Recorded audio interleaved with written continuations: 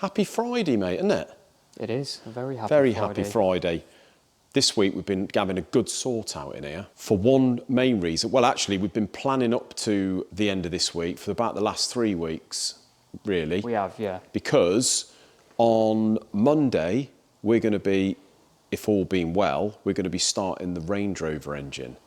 So 2 or 3 weeks back, we did mention that we've got a 5-litre V8 supercharged Range Rover engine coming in. It's like is it a big autobiography one? Or? I think it is, yeah. Very nice. It's a nice car. At this stage in life, it appeals to me more than a sport.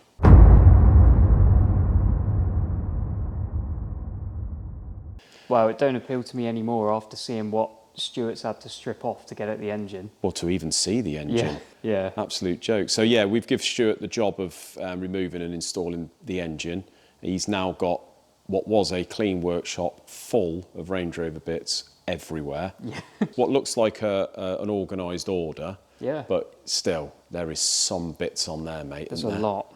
Unbelievable. So Stuart's going to be wheeling over tomorrow, because I'm in tomorrow and I'll explain why in a minute, but Stuart's going to be wheeling over that engine. So next week, the plan has been to clear up what we've got, or most of what we've got, not really take anything else on, and both of us can plough on with that Range Rover fairly sharpish. So that's going to be an interesting one to... not really any symptoms of anything wrong. The customer loves the vehicle. He spent quite a lot on it, replaced the supercharger, loads of other stuff, and it's done about 150,000 miles. So he just wants it gone through, freshened up. I think the idea is so that he can do another 150,000 miles. Yeah. Yeah. So yeah, lovely car, and we'll be seeing that next week. So you have been finishing off your bunch of motors, mate. Yeah. The last one of which is this Focus ST. Yes. 2.5 Volvo stroke Ford. Yep, it's very nearly done. We're just waiting on the timing kit, still cleaning the sump out because there was about an inch of sludge at the bottom. Yeah. Time it up, sump on, a few other, as it always is, a few other little bits, and that's done. Yeah. And then we had the... So this one, did we tell him what happened with this one, mate? We didn't. Shall we? Gonna? Yeah. No. Well, yeah. Yeah. Basically, you got to the point where we'd bored this. It's got forged pistons, H-section rods, all that to go in there. And just before we put the cylinder head on, so you'd literally got to almost that, hadn't you? Yeah, I built the bottom end. Yeah. And turned it over, thinking, right, head on in a minute. Let's get that moving.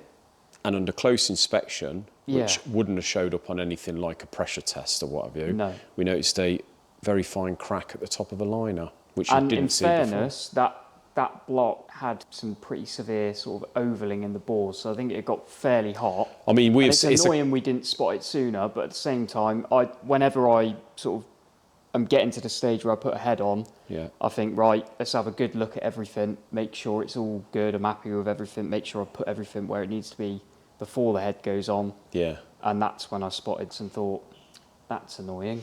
Yeah, well, that could have come back in the future and bit us, couldn't it? So well, it could have, we're lucky to sort of find it. And what we've done, luckily, I spoke to the customer, told him exactly what had happened, because we did promise him the end of this week, I think. Yeah. But what we've done is in the container, we did have what was pretty much brand new engine, one of these, didn't we? Yeah. With the crank gone. Yeah. That's the old block with the cracks in the liners. Yep. See if I can... see if we can see them. See if we can see them. They're very small. It's going to be people say, well, why didn't you spot them before? But then these things, they are literally... There's that one there. Which looks like a scratch from the honing stone, to be fair. It does. It's like... It's only because if you have a real close look, it goes through to the top, so... Yeah, you can sort of... Maybe caused by... I don't know whether it had a block mod, I don't know. Yeah, it might have been, actually, if it did have a block mod at one point. I did notice when I stripped this thing, there was lots of silicon in places that there shouldn't be. So it had obviously been apart before. Yeah. So whether it had been apart twice and had a block mod, then took out and... Yeah. Trouble is, you forget, these are getting on 20 years old now. So you still think of them as a new car, and why would it have been in bits? But no, they're getting on. Yeah. But anyway, what I'm going to do with that block is because it's still good, what I'll do is at some point I'll be buying the uprated ductile iron liner kit, which butt up together, which do the proper job of doing the block mod. Like the dart and type Like a things. Darton type. I shall do that conversion in our own time, stick it in a corner. Yeah, so we've not charged the customer for that block, have we? It No. was in stock, it's a direct In stock, swap. I've just bought it, faced it, obviously gone through, cleaned it once again. Yeah. And that's his block. Charged him no extra for the labour, obviously, and all that. Yeah, But yeah. the main priority was to get it done for pretty much when we said we would. So get that kit Monday, Tuesday to time it up. Yeah. And it's all done, isn't it? Yeah. Out the door. Spoke to him this afternoon, he was well happy with that. And actually, I think he's probably got a better block out of it anyway. Well, it looked a lot better, it was cleaner. He's got a pretty much brand new block that's been through no stresses and heat cycles, etc. So yeah, in a way, he's done all right there. So that's done, mate. This is done. I'm waiting for one UNC bolt to put the oil pump on. So we got all that stock of bolts there and not the one we need. Yeah, I spoke to the customer because he's away a lot, as in abroad. Yeah. I think he sort of teaches, I think he's a pilot and teaches Does piloting. pilot training. Pilot training. I don't know. Lovely chap. Anyway, he rang me and said, I know I owe you a bit more on this engine, which we'd sort of put underneath that cabinet with a cloth over the top. Yeah. He said, I want to settle up and can you send it to me? Reminded me that he did send it with some of these, which we nicked. which I have nicked at some point. So I've ordered another couple of sets of those, another set in that box, because these are handy to have. He's got a brand new set. Brand new set. Yeah. Got those on so we can send it nice and safe. Just waiting for that one bolt. We've obviously put the sump on. It's these bolts here for the oil pump. They have to be a cap head 5/16 UNC because of the tight fitment. It's got like a counterboard bit in there, isn't it? We couldn't get away with putting on a normal 5/16 UNC. So no. Had to wait for that. So, yeah, we've obviously gone through it and just checked everything, because you know what it's like. We didn't entirely finish it. Didn't put the sump on. And then I remembered why we didn't put the sump on, because it was on the stand. We couldn't get the rear seal cover on. Yes, it's like the cross flows. You've got to get the rear seal cover on, and then you can put the sump on. So it's all ready to go, mate. Lovely old motor that is, isn't it? Yeah, and that's... And quite a valuable engine, yeah, we did a bit of research again, because I think we've sort of forgot exactly what it was, and it's an 1850 BD series engine. Basically a BDG block, then it's got, liners in it that make it an 1850. Yeah. And it's actually out of a proper rally car. It is. Yeah, it's got some heritage, this car. So yeah, quite a valuable car. It's got an arrow crank in it. Yeah. Because it had a trick crank in with a crack, didn't it? In the corner of the radius of the crank. Yeah, didn't it? another thing we saw whilst assembling. Yeah. Luckily caught. That's it, yeah. So that's why you have to go through these old things with a fine-tooth comb. You do. But yeah, lovely. That one's gone. Just tell them about this one, mate. This is a warranty job. It is. Now, the customer is a lovely gent. Known him for quite a while. And he's very understanding, thankfully. This is one that I did say in a previous video that we had to put a liner in number one. Yeah. It had a liner in already, but it was offset. So when you put head gasket on it, you wouldn't notice until you put head gasket on, it was offset to the head gasket. Yeah. The liner that was in was the same external diameter as like the Cosy ones that I use, which is really, especially on one of these, a 205 or something like that, is about as big as you want to go. Yeah. It's just a Pinto. This is not Cosy. Is it not bored right out as far as you can go as well? It's not as far as you can go, but it's plus 90, right. so 2.1 or whatever. Yeah. But then we had to go bigger. Really, in hindsight, we should have done what we're doing now. We were trying to save him some money, trying to save some time. Trying to get it done. Trying to get it done. So we've offset the bore to where it should be, add a liner in stock, which we didn't really know the history of. Put that liner in, which is a bigger external diameter, probably weigh it. So the liner that we used basically was it was something we had here that was the right size, but it weren't in a box, it didn't have any numbers on it. No, and looks like there's some sort of problem, because these three bores are fine. It squeaked, basically.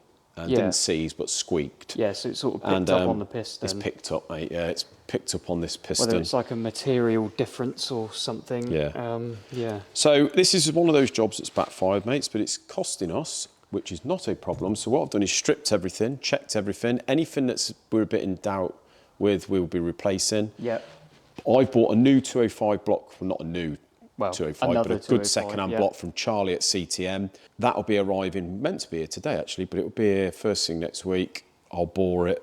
We'll transfer all these bits over here. I've got another piston, which luckily, these are plus 90 Hepalites, and Burton had literally just that day had a new delivery of stock. Quite popular, aren't they? Yeah, so I put that on the rod, so we're all ready to go, so mate. So this isn't costing the This is costing anything. No, nothing at all. It's on us. It's our mistake. It's on us. Something's happened. I'm assuming it's going to be something to do with that.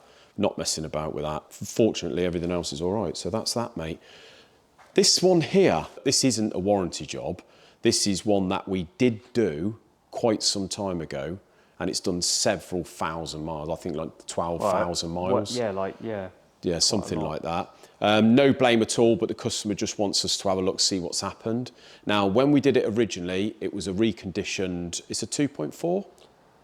It's one of them. Transit? Transit. A 2.2 or a 2.4. One of them. And it had done a piston. So they bought 4 brand new Ford injectors, as we always recommend. All the rest of it's gone away, done all those miles. For a very short period, it sort of made a bit of a clattering, then a very loud clattering, and then stopped. So he sent it here to just inspect, see what's happened. Quite evident now you've got the head off, mate, that it's had another injector issue. Yes. And it's probably the best one we've seen, isn't it? Well, I would say it is in 20 years. It's one of the most interesting ones I've ever sort of had revealed to me once I pulled a head off. But so there is a piston in various parts. And the molten, other thing, broken. The other thing you'll notice is we've got a bit of a 3 up, 1 down situation. We have. Which ain't right. No, it ain't right. We've either got one rod that's too long, one that's too short, or one that's come detached from the piston. Yeah, I think probably... I would say now, probably a bit of everything. Probably pulled the pin and just split the piston. I expect so. You probably find once we get all this to bits that you've got the crown and then the rest of it's down here, which means the bore's probably not going to be great. No. Not just because of the piston, but because the rod's been giving it the old... Isn't it? It's not going to be good. So I spoke to him and I said, obviously, rectifying the engine's one thing, but we need to find the root cause because if it's had a brand new set of injectors and this has happened, which is, to me, is evidently an injector issue or a fueling issue, then what we need to do is he needs to go back from the fuel tank up, work his way up and make sure, rectify any issues, mate. Make sure everything's clean. I know when I've spoke to Freddie Sanders in the past, he said he's had it before where he's supplied injectors to customers, not that much, longer afterwards, they've had another issue. And Freddie has said to them, there could be crap in your tanks or something like that. And it's often like the stuff like the high pressure fuel pump go in and sending shards of metal into the injectors. Yeah. Exactly, it's like, basically that's the essential sort of up and down of it, is that looks like it's run extremely lean and just detonated for a minute or everything. Two. It's like an ashtray. It don't look good. No, so depending on how badly damaged it is when we remove the sump, maybe with this, we'll be going for a reconditioned bottom end at the very least. Yeah, we'll have to have a look at the head face as well. Yeah, we'll have a look at that. It's not great. But yeah, it's probably like I say, mate, that's the best one I've had. Yeah. Anyway, moving on from here. Moving out there. Look, Kieran's already hiding round the corner. That's right, you're in the dark, Kieran. You're in the dark, mate. That's all right, then. Before we go into anything too important there, let's go and have a look at something more important. And that's me bumper. Why are you laughing? I don't know. You like? I love people's reaction when they see a camera. What do you reckon to that? So we're talking about the little red strip. Yes, I am talking about the red strip, mate. Well, don't look too close at the minute, so it's coming off. We'll look at the other side. Well, no. No, in the middle. Just over there. We'll look at the middle. Look at the middle. Let's stand back here. Looks smart, doesn't it? We've got a rabbit over here in the headlights. Right, so we are spending the next hour or so whipping the gearbox out, mate, aren't we? Yes. For the second time, Kieran is the one that's took it out originally. Obviously bought it a non-runner, and we were hoping that the gearbox was all good. It sort of went into gear when you were in the car without it running. It worked. But we had no clutch. So we put a slave cylinder in it, a new clutch, which it was meant to have had, apparently, but it didn't. Put it all back together, and now we've got a snicky third. So it all drives fine and that, but you'd rather do the box and get it. It drove get it fine, right. but I'm still replacing all the suspension bits anyway. But then we'll go into that at another time. So I bought bits like these drop links and whatever them other links are called, and all the bearings and stuff to put in the gearbox, mate. So I'm going to do the gearbox yourself. Well, I'm going to do a video myself tomorrow. I'm going to set the camera up here. Hopefully, if we get to the point where I get it on the table and I can take it to bits. Yeah. I'm quite looking forward to buggering this up, really, and giving someone a box of gearbox bits to sort out for me. Have they got gearboxes on eBay for the Have looked just in case, and yes, they have. That's all right then. So at the very most, this little rebuild's going to cost me about 300 quid in a donor gearbox, but we'll see. Should be all right. You've got to have a go though. You have got to have a go. Oh, should we tell them about the door? Have you seen the door? Oh yeah. We've realigned the door. Found out that it was sort of almost touching here, wasn't it? I think it actually was touching. It was touching on the arch. And we had a nice big 15mm gap at the back. Yeah. And it didn't close very well. It didn't close very well, which I hate. I mean, I don't like free door stuff anyway, really, because the doors are always way too long and heavy when they get a bit old. But the hinges at the front, we took the wheel arch liner out and you can actually get to them. So they weren't that tight. But we do suspect that someone's put a door on this. Probably. So it's had a little bit of history, but then it's going to, isn't it? It's what's a 2010 plate? 16-year-old. Yeah.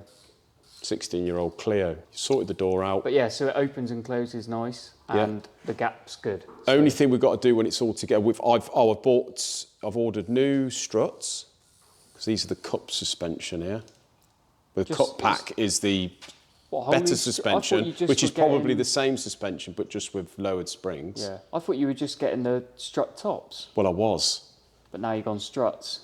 But when our man over there went to change the strut tops, he said, "My struts are knackered." The trouble is, if that's causing me knocking, mate, I'll never forgive myself, because I cannot drive around in a car that knocks. Kills me. But they do, to be honest with you, John's mate Fred always said, whenever he gets a car, he changes all the suspension and all the moving components like that. And at the time, I thought, sounds a bit anal to me. But I must admit, we'd done it in the Subaru, didn't we? Yeah. And it does drive like a new car. So I think on something like this, it's well worth doing. Just by driving something, you can't always tell if all four shocks are a bit iffy. Yeah. You might be able to tell if one of them or the rears are a bit knackered, but just by driving it, it's a little bit difficult to tell. But I do like, you can put that down, mate, if you want. Don't worry about the noise. But I do like just chucking money at things for no reason anyway, don't I? Just so I get a delivery. Well, yeah. It makes me feel better. You like boxes turning It's like retail therapy. So, yeah, that's it with the Clio at the minute. So hopefully next video will probably be tomorrow or Sunday. It'll be me ruining the gearbox. You're going to be covered in gearbox oil. Stinky. And there's going to be gear sets and springs and circlips all over the workshop. Floor. Brilliant. Well, that's it then, isn't it? You better go home, mate. It's 5:45. Yeah, I'm going to get in trouble in a minute. I'm going to try and stay here as long as I can till the kids go to bed. See you Sunday, or maybe tomorrow. Cheers.